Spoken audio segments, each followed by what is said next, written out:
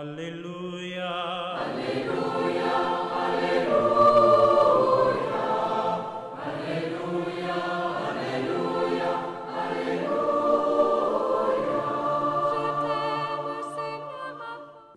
Le Seigneur soit avec vous. Évangile de Jésus-Christ selon saint Marc. Chapitre 2, versets 23 à 28. Un jour de sabbat, Jésus marchait à travers les champs de blé. Et ses disciples, chemin faisant, se mirent à arracher des épis. Les pharisiens lui disaient, « Regarde ce qu'ils font le jour du sabbat. Cela n'est pas permis. » Et Jésus leur dit, « N'avez-vous jamais lu ce que fit David lorsqu'il fut dans le besoin et qu'il eut faim, lui-même et ceux qui l'accompagnaient? Au temps du grand prêtre Abiatar, il entra dans la maison de Dieu et mangea les pains de l'offrande que nul n'a le droit de manger, sinon les prêtres. Et il en donna aussi à ceux qui l'accompagnaient. Il disait encore, « Le sabbat a été fait pour l'homme, et non pas l'homme pour le sabbat. Voilà pourquoi le Fils de l'homme est maître même du sabbat. » Acclamons la parole de Dieu.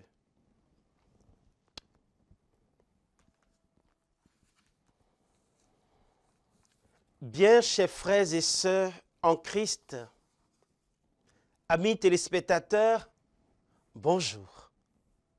Soyez bénis au nom de notre Seigneur Jésus-Christ en cette semaine pour l'unité des chrétiens. Dans l'évangile d'aujourd'hui, Jésus nous rappelle l'importance du repos. Mais sans pour autant en faire un absolu. Pour mieux saisir cet évangile, chers frères et sœurs, il faut comprendre ce que signifie le sabbat pour le juif.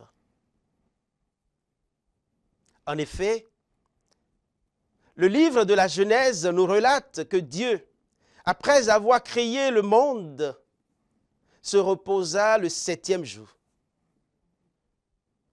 Les Juifs se reposaient, donc les samedis, en honneur de Dieu et pour prier. En effet, le livre de la Genèse nous relate que Dieu, après avoir créé le monde, se reposa le 7e jour. Les Juifs se reposaient donc le samedi en honneur de Dieu et pour prier. Ainsi, les pharisiens, voulant suivre la voie de Dieu, ont fini par tout compliquer. Le jour du sabbat, on n'avait même pas le droit de marcher. On n'avait même pas le droit de se déplacer, ni de travailler, etc. Vous voyez donc que Jésus qui marchait dans le champ portait atteinte aux préceptes du sabbat, selon les Juifs. Les disciples allaient plus loin en cueillant des épis. C'était du travail, ce qui n'est pas possible le jour du sabbat. Si donc il peut arriver que la loi empêche l'homme d'accéder au bien, il faut que l'homme, dans cette circonstance, s'affranchisse de la loi. Le sabbat a été fait pour l'homme et non pas l'homme pour le sabbat, nous dit Jésus. Jésus considère donc la loi comme étant nécessaire seulement en raison de l'imperfection de l'homme. Elle est un balisage qui aide l'homme à accéder au bien. Elle est un moyen. Mais elle n'est qu'un moyen. La loi n'est pas l'absolu. C'est le but qui est un absolu. Et le but, c'est le bien. La loi dont il s'agit ici, c'est la loi de Dieu, donnée au peuple par l'intermédiaire de Moïse. Si donc même la loi de Dieu peut parfois être contournée, combien plus nos lois humaines peuvent être soumises à la discussion. Le légal n'est pas le moral. Et nos lois peuvent parfois, hélas, être immorales.